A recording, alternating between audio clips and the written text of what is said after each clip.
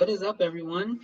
I hope you're doing fantastic on this Thursday evening. It is May 20th, almost 11 p.m., and this is Raphael Garcia here for episode number 86 of the Let's Talk Wrestling podcast. I want to thank everybody for taking their time to listen to the show if you're checking me out live or if you're just listening and the rear after the show is posted and published. I want to take some time to say thank you. We're doing things a little bit differently because we are trying to do more video content here at MMA Ratings. And as you know, if you check out the MMA Ratings podcast, which is every week with myself and Schwan, we've moved to a video format since episode number 200 with the Let's Talk Wrestling podcast. I want to do the same thing. I've been gone for a month.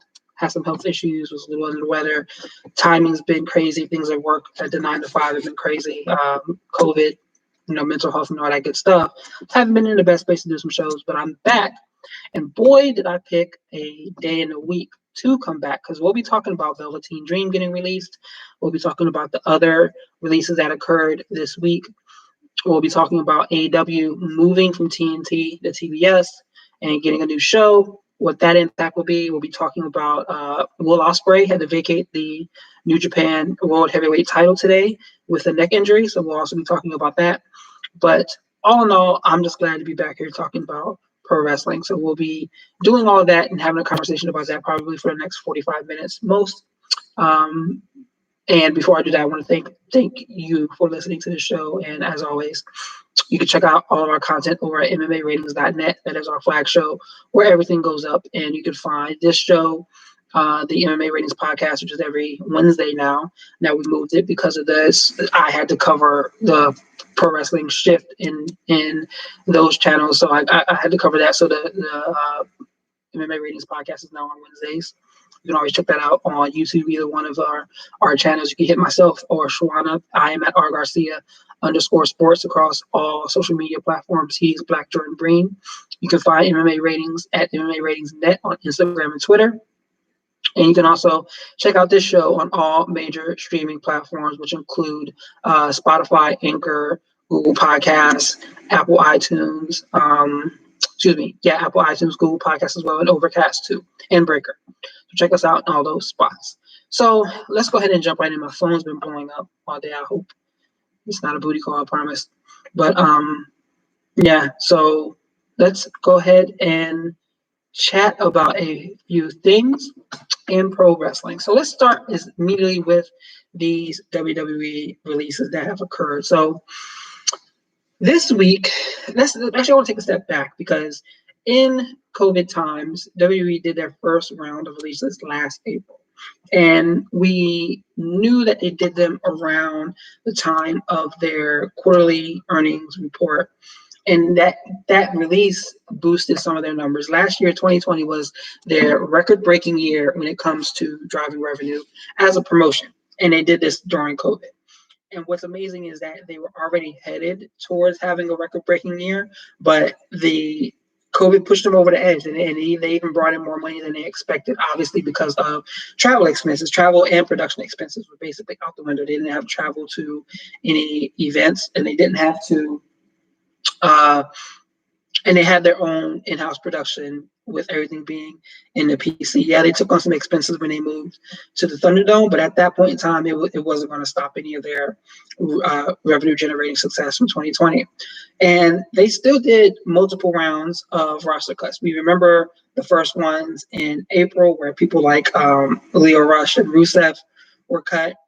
They've done some recently. I can't remember who were in the ones from earlier this year. I'm going to have to go back and look because they did another round in April this year, almost a year to the day of the initial rounds of releases back in April 2020. And then they did some more this week. And this week they released a bunch of people. Let me read off the names of the people who were let go. And they released Vanessa Burns, Kavita Davi, Jasmine Duke, Brandy Loren, Ezra Judge, and there's another one today, and we're going to talk about that one separately. But Drake Wirtz also was cut on Wednesday Night Wirtz. We're going to talk about him as well. So the two big cuts, we'll talk about those two separately. But the other group, Vanessa Burns moved up to the main roster. She had been there since last year. A lot of people thought she was going to be a part of Retribution. She was hinted at being included in some of those vignettes during when Retribution was first getting announced, and before they were actually, this is who they are. They did the big reveal. And you could see that she was there because she has a very unique and distinct style of hair within WWE's scope and standards, at least. And she was never used. She was never on television. She was never on the main roster. Let me see when her last match was, because now I'm curious as I sit here and talk about her. Vanessa Burns cage match. When was her last match? Because she obviously was a part of NXT for a while. She's still young. She's only 28 years old. But her last match was in January of this year in a triple threat at a house. Her last match was January of last year, because this is pre-COVID. And so she did not, it was on my birthday, actually, January 31st. She did not perform for a whole year. She was called up to the main roster and just was not used. So she was cut from the WWE this week. Kavita Davi, I don't remember too much about her. I have an idea of who that may be. Let me do some Googling. Yeah, this is what I thought this was. This was the Indian woman. She was the first Indian woman to be hired by NXT. And she was at real tall age. She's listed as 5'9", but she looks much bigger than that. They released her. She's 34. She's much older than I thought she was. So she was released, and then who else was let go? Brandi Loran was probably the one that stood out the most to me, her and Jasmine Duke. So I'm talking about Brandi Loran first, because in my opinion, she has the look of a WWE performer, especially with John Laurinaitis coming back and being more in charge of talent. So I'm surprised that they cut her, and I think she kind of was too. She talked about it a little bit on social media this week, but she's going to be fine. She's going to be fine with Joey Janela in AEW. I wouldn't be surprised if she showed up there. They need more women in their women's division. I don't think that she's not a exceptional performer, but she has experience, which is they're trying to bring in. I wouldn't be surprised if she showed up over there at some point in time. Jasmine Duke is a big one here. Obviously, Jasmine is one of the MMA's version of Four Horsewomen. She was doing a lot of work with WWE from a streaming standpoint on Twitch. And to just see her go is that stood out to me. Excuse me, my throat's on fire. But Marina Shafir hasn't been on TV either. The last time she was on TV is when she was backstage at NXT with Roderick Strong. And now she's gone as well too. Let me check one thing here.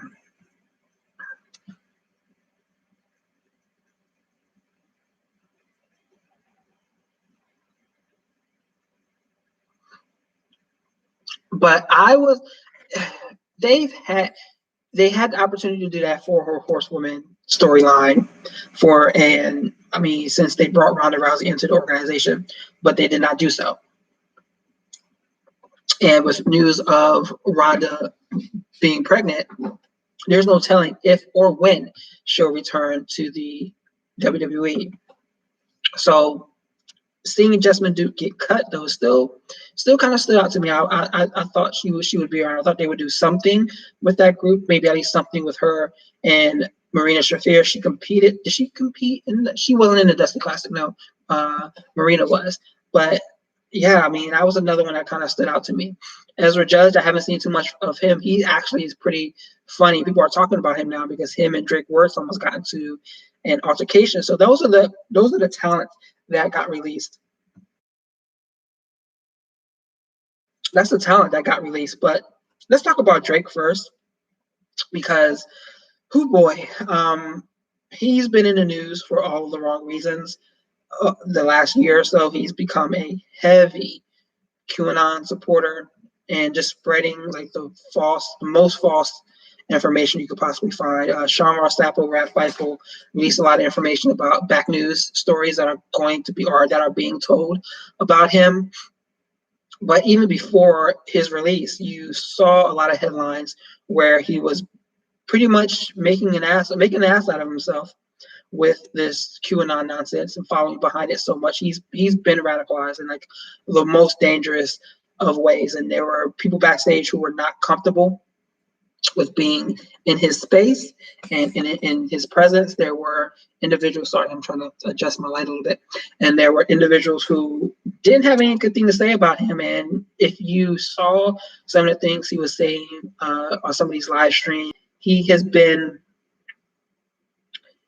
let's see, he has, it's pretty unfortunate that he was around in the organization for as long as he was. You see my cat Teddy back here taking his, probably going to seat as we do these episodes, but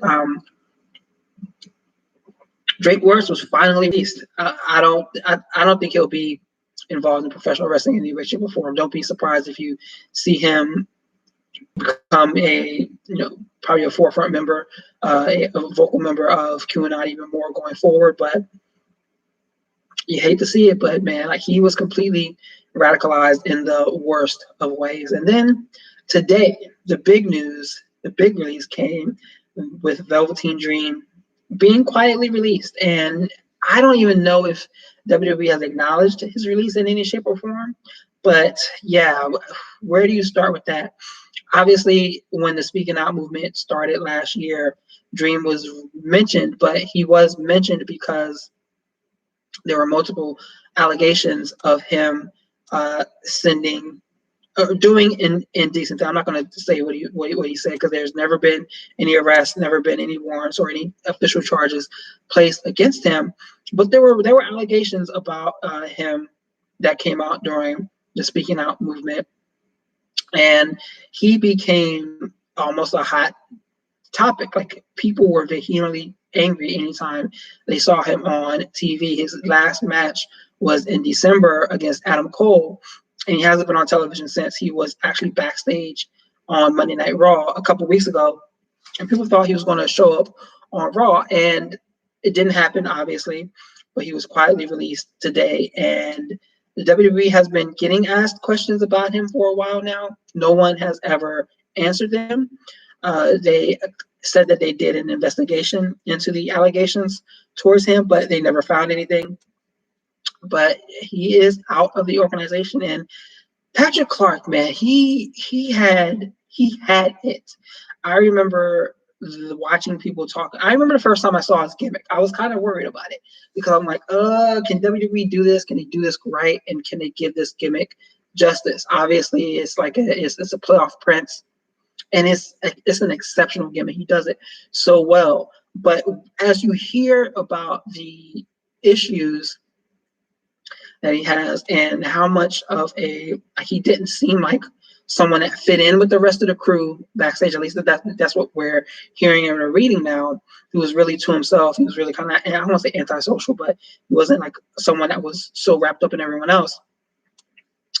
It's like, man, like when some people fall, they fall. And this guy had it all. He had all the makings to be a big star for this promotion, especially as an African American. He's from this area. I think he's from DC. Is he from DC or from Maryland? Let me look. I'm just curious. Because if you don't know the area I'm in, Patrick Clark is from Washington, D.C. I think he's from Capitol Heights, not too far from here. So to see him fall off in the way he's fallen off, it's been something, man. And now he is no longer with the promotion, completely released. And over at Daily DDT, I was talking in our group chat there, and I'm saying, man, do you think anybody picks him up? Do you think anybody signs him? And I don't think he's ever going to wrestle again. You can't touch this guy in any way, shape, or form. You cannot touch him. If you look at what happened with Marty Scurll, for example, when he was also named and Speaking Out, and New Japan was going to bring him in, Ring of Honor cut ties with him. New Japan was going to bring him in, and people lost their mind about that. You're like, absolutely not. Like, we do not want people like him in professional wrestling again. And New Japan was like, oh, we can't do anything with you. They had to let him go. And if we heard tomorrow that New Japan signed Velveteen Dream, not tomorrow, but 6 months down the line, COVID is in a different place. People are traveling. People are going to shows now in person. If someone brought in Velveteen Dream, I don't think he has he has Joey Ryan levels of heat. I'm not saying that what he's done is any better or worse than Joey Ryan, but Joey Ryan is not welcome back in professional wrestling. Velveteen Dream is in that same spot, and you hate to see it, but he made his bed. He did what he did, and what he's been accused of. And professional wrestling fans and the community as a whole is just tired of it. Like I think we are finally at a place where we're going to begin seeing, hopefully, knock on wood, some of this stuff get weeded out of pro wrestling because it doesn't have a space. It doesn't have a space in our society anymore, and it doesn't have a space in professional wrestling that claims itself to be inclusive, claims itself to be in a better place than it was in the 80s and 70s.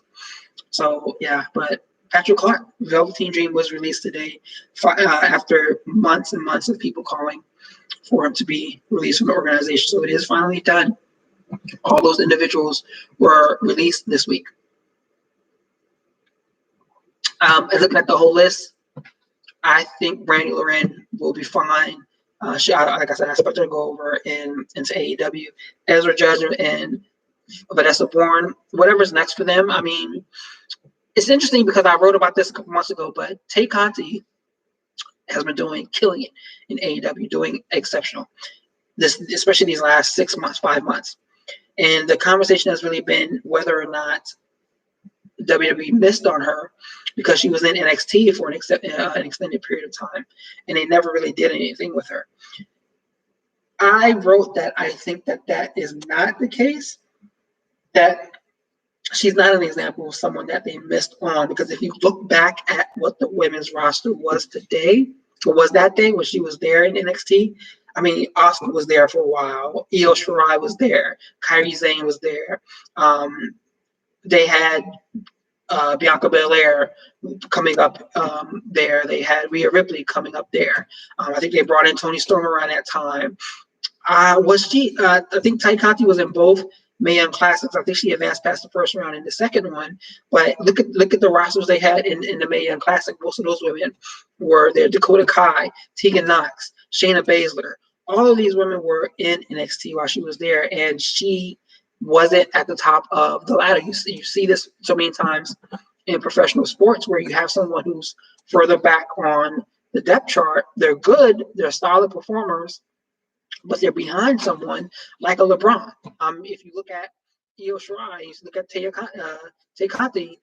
Tay Conti is going to be the next one on the depth chart. Io Shirai is the LeBron in that situation. So when you see that new performer, or when you see that athlete go somewhere else and they begin to perform well, it doesn't necessarily mean that the previous organization missed out on them. There are people that the WWE has missed out on. I mean, let's be real here. Like, we're going to see Andrade and Kenny Omega compete for the AAA Mega title in August. Andrade is someone they missed on big time. Like, the list just goes on and on. They can't find things to do. They let go of Chelsea Green. She was one of the ones who were cut back in April of this year, and you're like, Chelsea Green had everything to be a WWE level performer, especially if they want to pair her with Charlotte. That would have been perfect, but they didn't do that.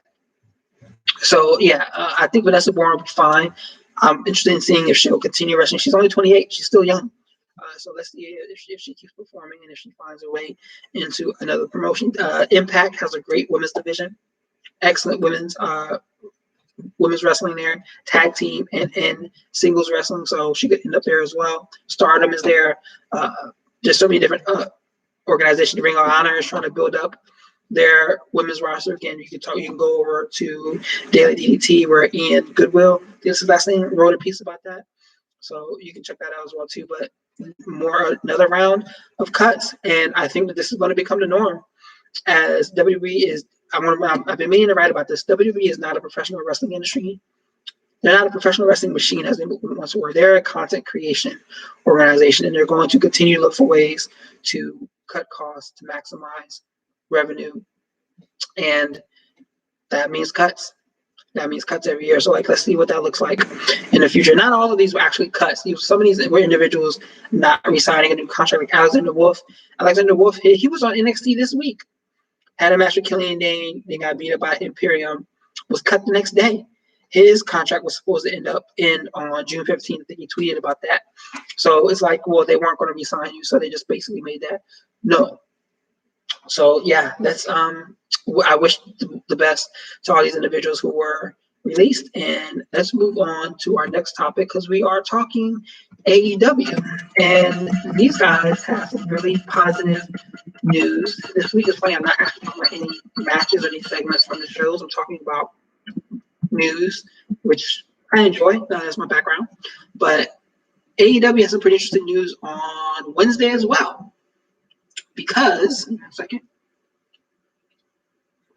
news broke that a couple of different things are happening with AEW. First, they're moving from TNT to TBS. That is going to occur in 2022. And there's good with that. There's great with that, actually, because TNT is a strong network, I think, a strong platform. TBS has a little bit higher viewer availability in homes. And the big thing, though, is that AEW will no longer be preempted because of sports.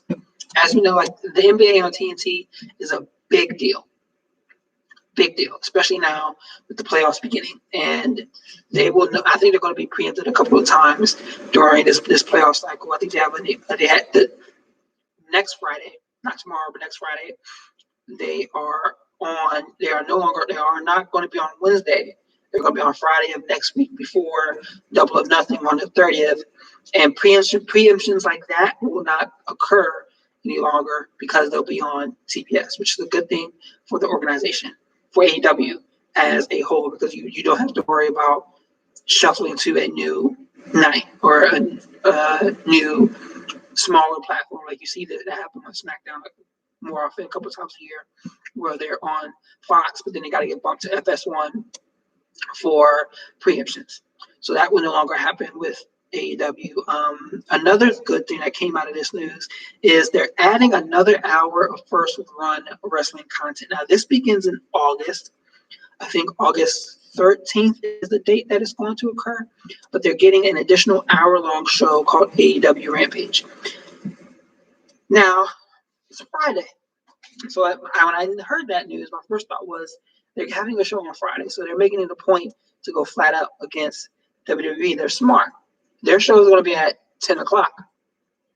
So in many ways, SmackDown is a lead-in to that show. Now, if they excel, do not be surprised if they extend to a 2-hour show on Friday. That'll be down the line, but it allows them to go head-to-head with, not head-to-head, but allows them to leverage SmackDown in that presence as a lead into their show. I don't get to watch so much wrestling on Fridays because I'm going out. That's my going out night more often than not.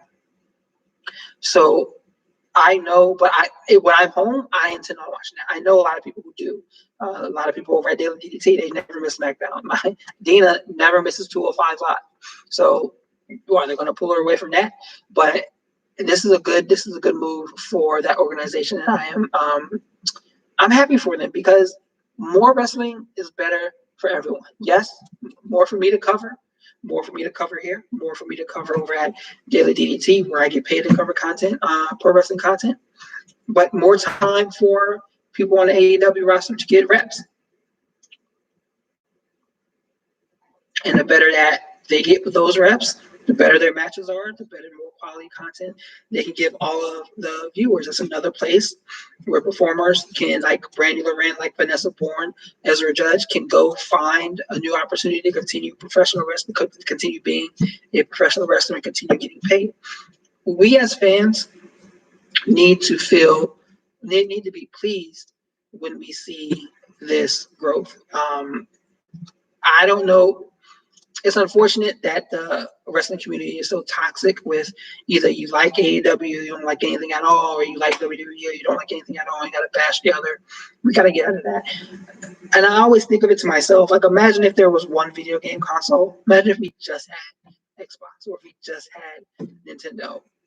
there's so much else we would miss out on. And nobody wants that. Margarita, that was going down funny.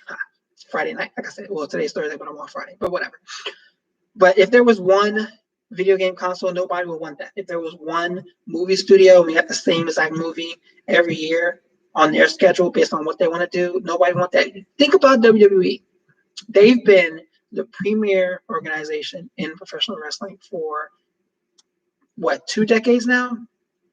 Since they shut down WCW. And, I mean, Impact is there, but it's not really the truest of true competitors. Ring of Honor is there, but they've never been a true competitor. AEW is a true competitor to WWE, and you would hope that it would force them to improve their content.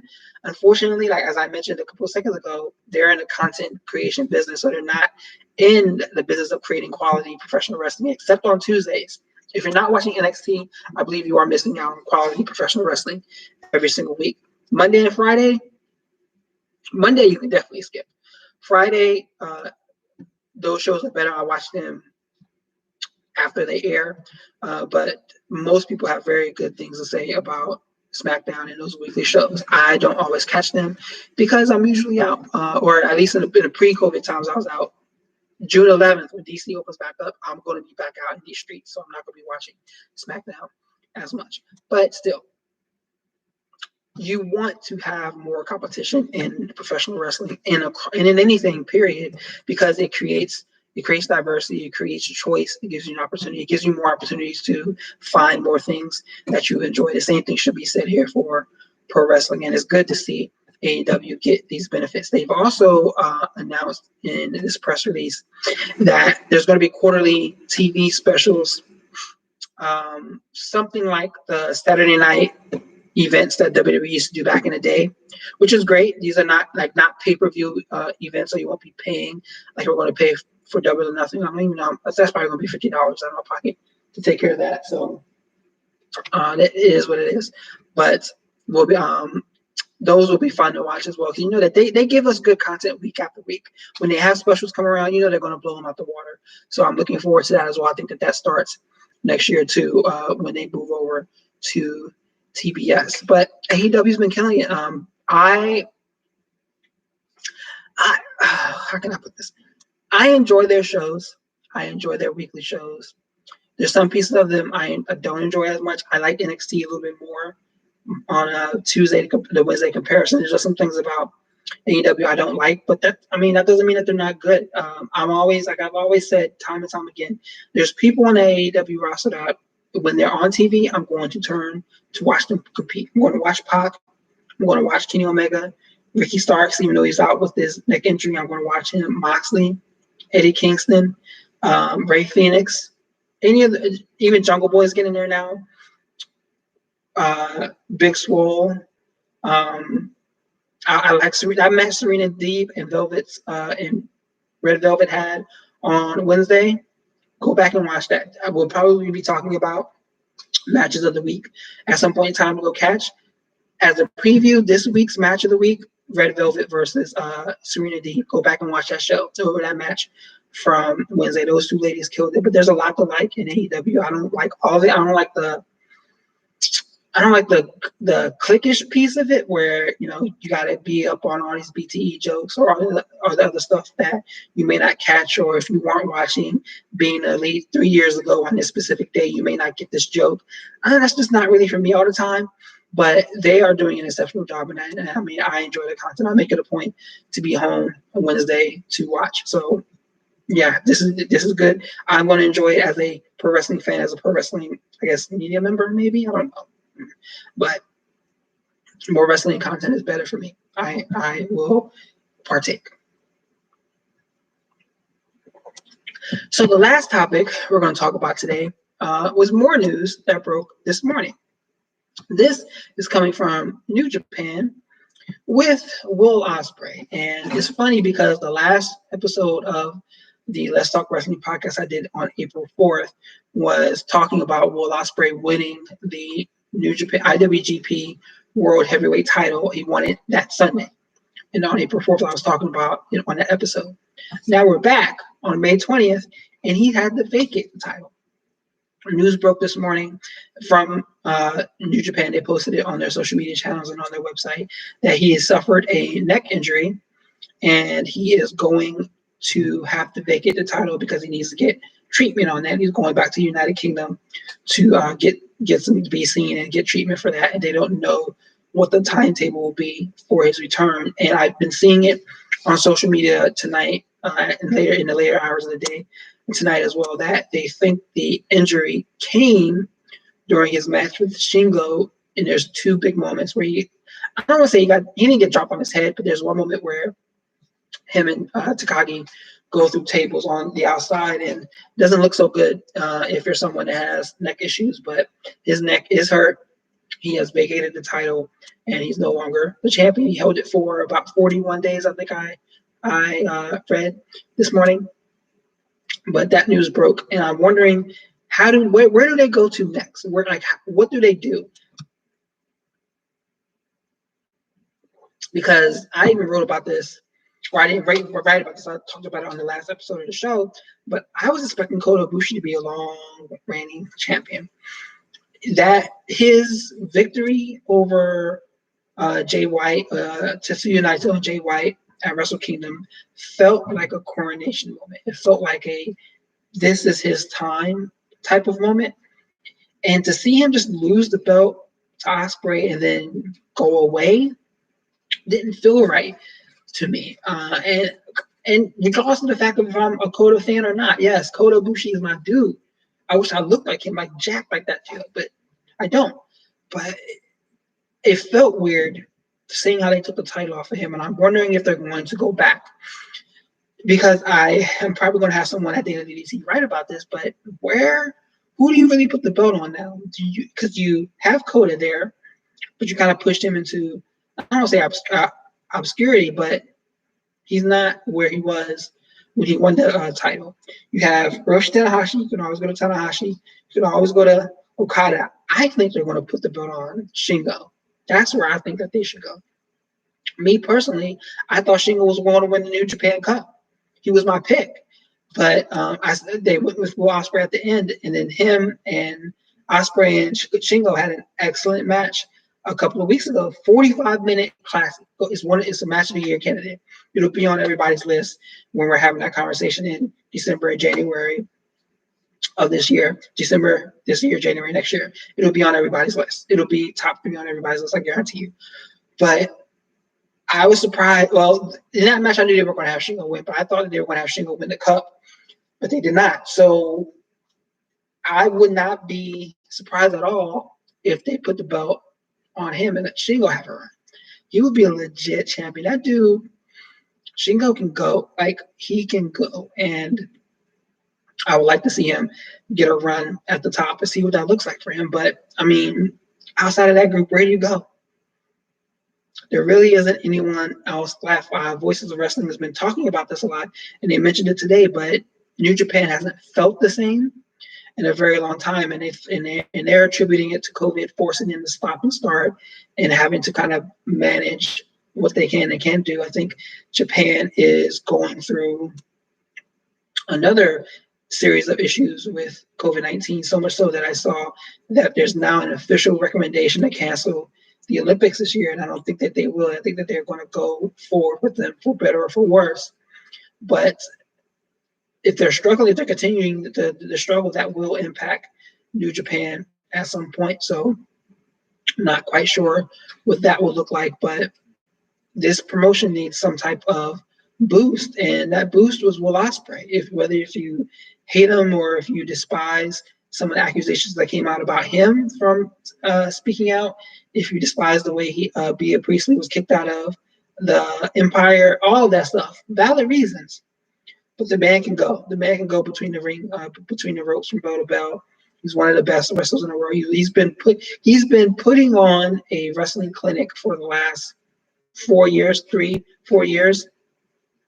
So seeing him at the top, seeing him at the title is not something that surprised me. But I thought he was going to have a solid run, but I definitely thought Kota was going to have a run, an epic run for a long time. But that wasn't the case. Will Ospreay has vacated the title. Jay White is another guy they could go back to as well, but he's a never open champion. So what's that going to look like? But anyway, those are some of the topics of interest that popped up this week. Like I said, we didn't talk much about actual matches. We will probably going forward. Bronson Reed is a North American champion. Zoe Stark and Toni Storm had a great match this past week. Backlash. If anything from Backlash, go watch the match between Cesaro and Roman Reigns. Chef's Kiss. That'll be one of their best matches of the year. They being WWE. Kushida is the NXT Cruiserweight Champion. You know, my boy Kushida is NXT Cruiserweight Champion. So much other stuff. Candice LeRae finally has a title. Her and Indy Hartwell won some gold. So there's going to be so much to talk about here, and we're going to be catching up. But as always, you can follow me over at @rgarcia_sports. You can catch all of my professional wrestling content over at Daily DDT, where I'm a co-site editor along with my boy Chris Jeter, who kills it. I think that's my dude. Like, he's knocking out the park. We've got a great team of writers over there. And my MMA content, you can find it at MMA Ratings, where I do that podcast. I do a lot of writing over, well, not as much as I used to, but I do writing over at Fansided for my MMA covers. Thank you, Amy, for allowing me to be a contributor there. But as always, thank you, everyone, for listening to this podcast. Please be sure to like and share and subscribe. And we will be back here next week with another episode. Stay safe, wear your mask, get your vaccine, Black Lives Matter, and mind your damn business. Have a good night, everyone.